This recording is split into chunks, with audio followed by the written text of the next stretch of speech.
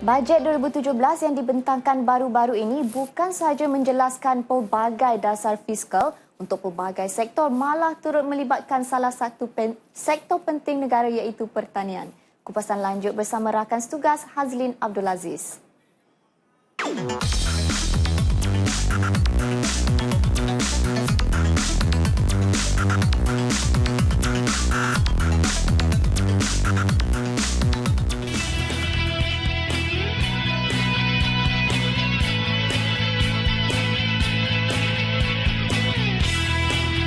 Peruntukan bajet 2017 untuk sektor pertanian jelas menunjukkan komitmen serius kerajaan dalam mengurangkan kebergantungan Malaysia kepada import makanan, khususnya untuk keperluan ternakan melalui pelaburan strategik dalam rantaian makanan.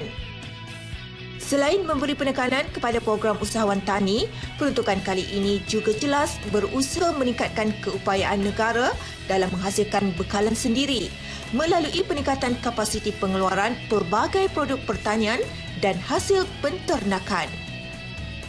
Ulasan lanjut ikuti temu bual eksklusif bersama Ketua Setiausaha Kementerian Pertanian dan Industri Asas Tani, Datuk Seri Dr. Ismail Haji Bakar. Baiklah, bersama kami dalam segmen Bual Biz pada kali ini ialah yang berbahagia Datuk Seri Dr. Ismail bin Haji Bakar. Beliau adalah Ketua Setiausaha dari Kementerian Pertanian dan Industri Asas Tani untuk kami tanyakan mengenai topik bajet agro makanan 2017. Terima kasih Datuk Seri kerana sudi bersama kami dalam Bual Biz pada kali ini. Baik, Datuk Seri boleh jelaskan kepada kami mengenai peruntukan sektor pertanian melalui bajet 2017 yang baru sahaja dibentangkan oleh Yang Amat Berhormat Perdana Menteri. Adakah ianya menggambarkan keperluan sebenar sektor pertanian ini? Okey, terima kasih atas soalan yang dikemukakan.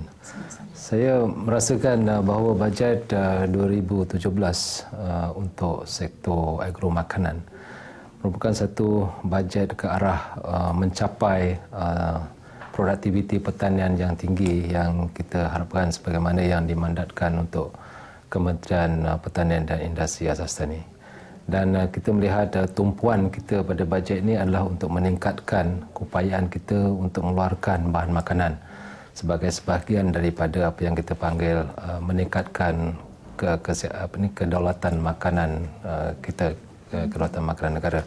Dan dalam hal ini kita lihat dengan peruntukannya ada, kita perlu melanjutkan se-efisien yang mungkin untuk memastikan tahap bekalan makanan negara atau apa yang kita panggil SSL akan mencukupi untuk tempoh yang ditetapkan.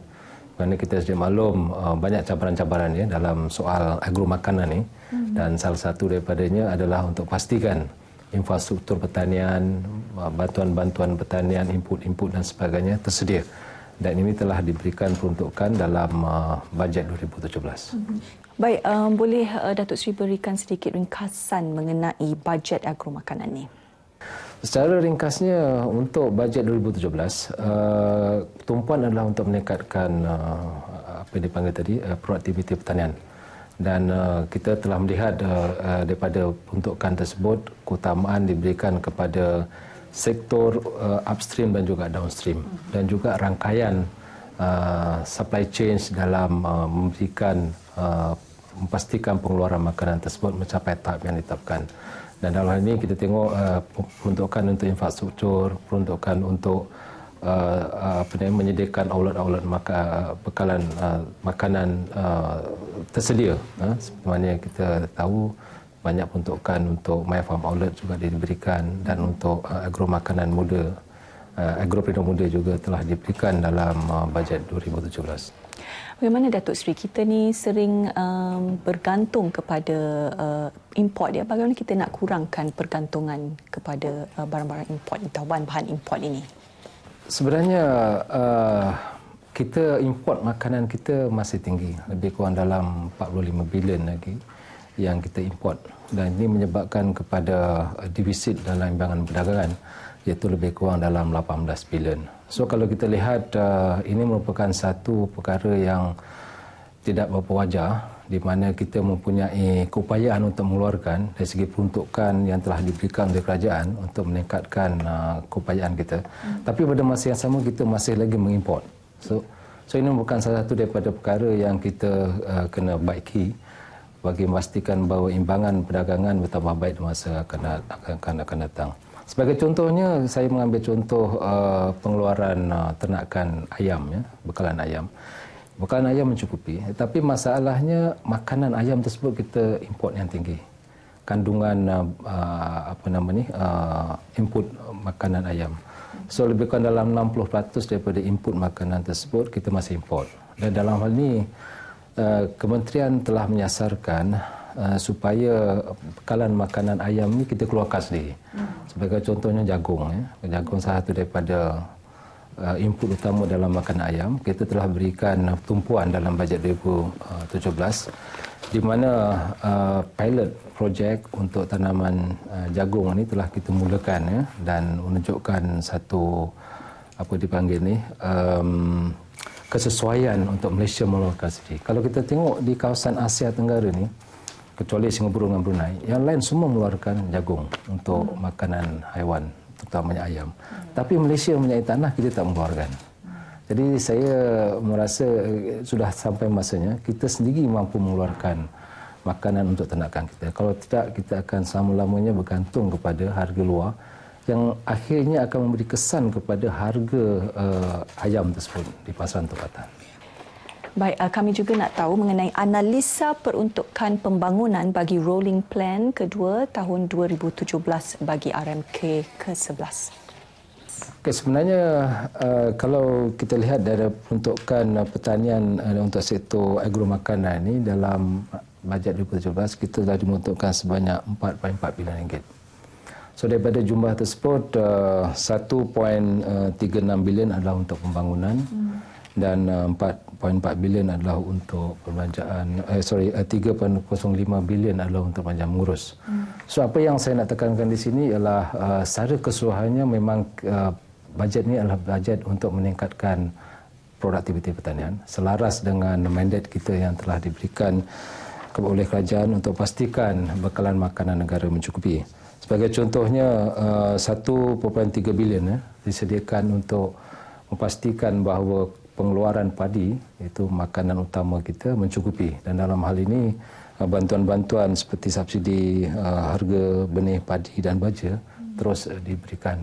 Dan apa yang menariknya dalam bajet ini secara keseluruhannya adalah untuk memberi tumpuan kepada pembangunan usahawan tani tadi ataupun agropreneur tadi. Sebab mereka ini adalah golongan yang akan mewarisi pertanian di masa depan. Cabaran utama kita pada masa ini adalah petani-petani kita dah mencapai umur yang agak tua, ya. Lebih kurang dalam 50% dan lebih 60 tahun. So ini dengan cara macam ini kita dapat menggalakkan golongan-golongan muda, terutama siswaza graduan-graduan kita untuk terlibat dalam sektor pertanian.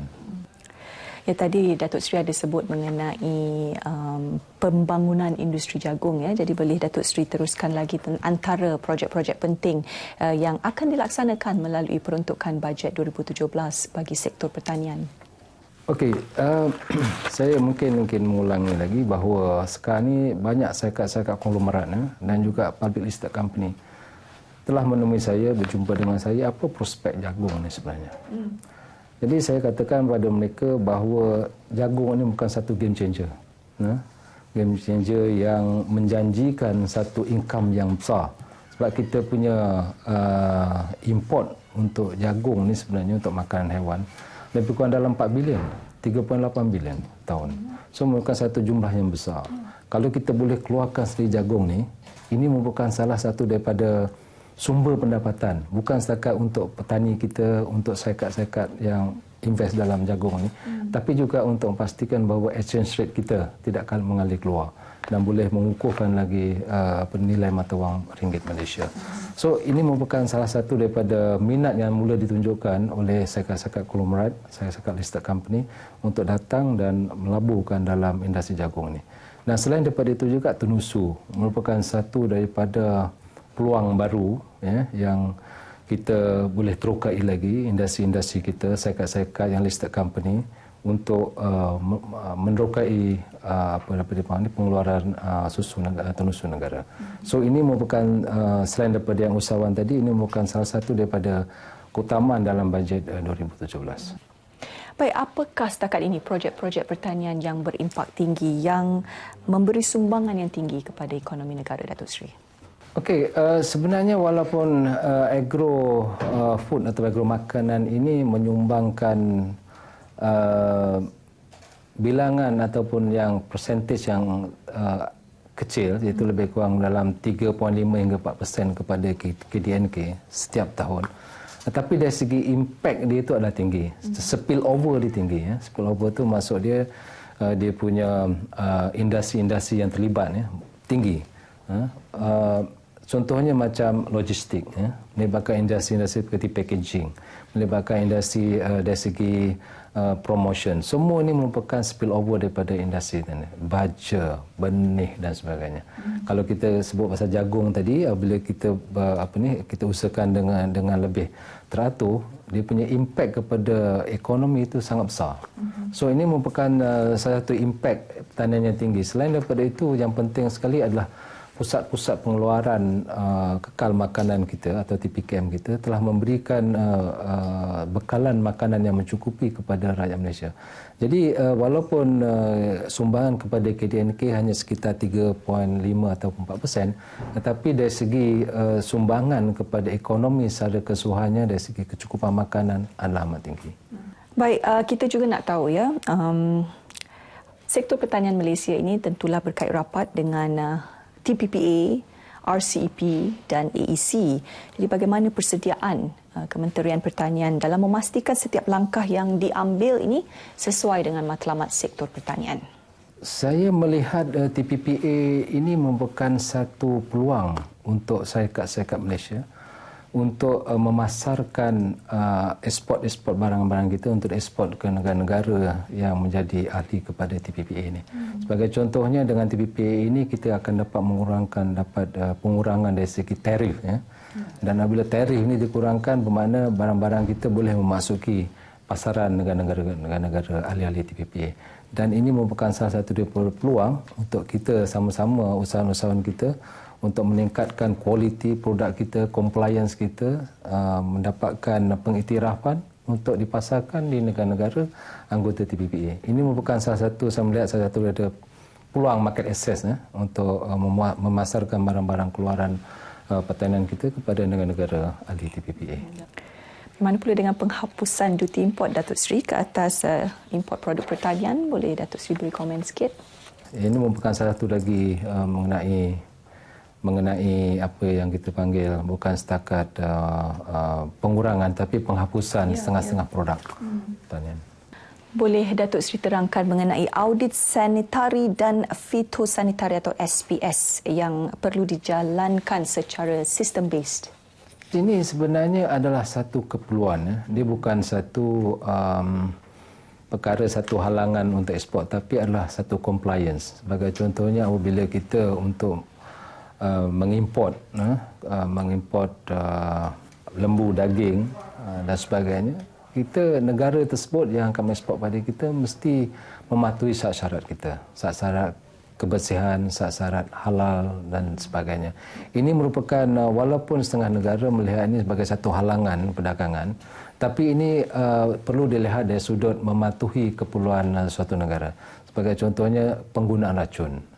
Sebagai contohnya kebersihan di pusat sembelihan. Ini merupakan salah satu daripada perkara-perkara yang perlu dilihat sebelum kita mengimport satu barang masuk ke pasaran kita, untuk memastikan bahawa kita bukan setakat mengimport, tapi pastikan bahawa barang-barang yang diimport tersebut adalah selamat digunakan oleh penduduk Malaysia. Begitu juga apabila kita pergi keluar. Contohnya bila kita mengeksport barang keluaran kita ke negeri China. Mereka memerlukan SPS. Mereka akan membuat audit, memastikan bahawa barang-barang kita memerlukan keperluan dia. Keperluan dia mungkin berbeza dari keperluan kita. So ini merupakan salah satu daripada perkara yang kita lihat sebelum kita memastikan barang-barang tersebut dapat diekspor ke Malaysia.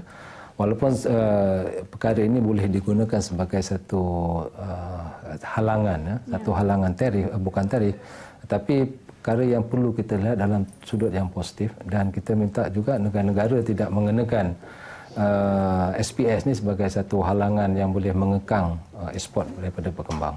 Baik, akhir sekali, perkembangan halangan bukan tarif ni Datuk Seri untuk produk pertanian tempatan, bagaimana mereka boleh menembusi pasaran antarabangsa?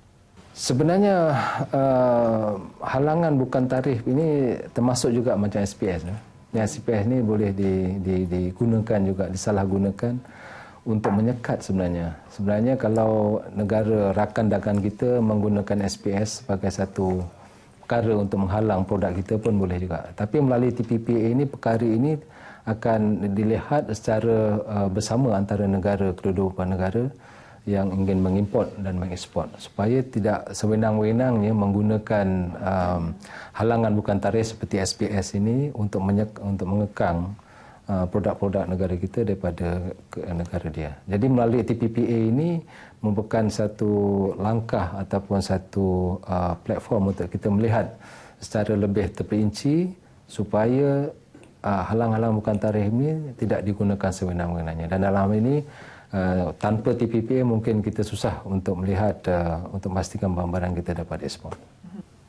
Baik, saya beri sedikit lagi masa untuk Datuk Seri untuk war-warkan kepada mereka di luar sana harapan bajet 2017 dan juga kepada agropreneur muda di luar sana. Silakan Datuk Seri. Sebenarnya setiap kali bajet ini melibatkan peruntukan kewangan. Jadi apa yang penting, peruntukan telah diberikan. Jadi kita ingin mewar-warkan kepada belia-belia kita yang ada di sana, kepada pengusaha-pengusaha kita, bahawa peruntukan telah disediakan, terutama untuk agropreneur muda, usahawan tani kita. Datanglah kepada kita dan kita akan bantu. Geran dah sediakan, bantuan dah sediakan, pinjaman telah sediakan, di tekun telah disediakan peruntukan. So datanglah kepada kami, duit tersebut adalah duit untuk tuan-tuan dan puan-puan yang berminat untuk menceburi bidang pertanian. So kita mengalung-alungkan semua agropreneur muda, untuk bakal agropreneur muda yang berminat untuk menceburi bidang pertanian, datang jumpa kita. Agensi-agensi kita ada 13 agensi di bawah Kementerian Pertanian, dan insya-Allah kita akan bantu untuk pastikan peruntukan tersebut dibelanjakan pada tahun ini untuk kepentingan dan kebaikan semua yang terlibat dalam sektor agromakanan.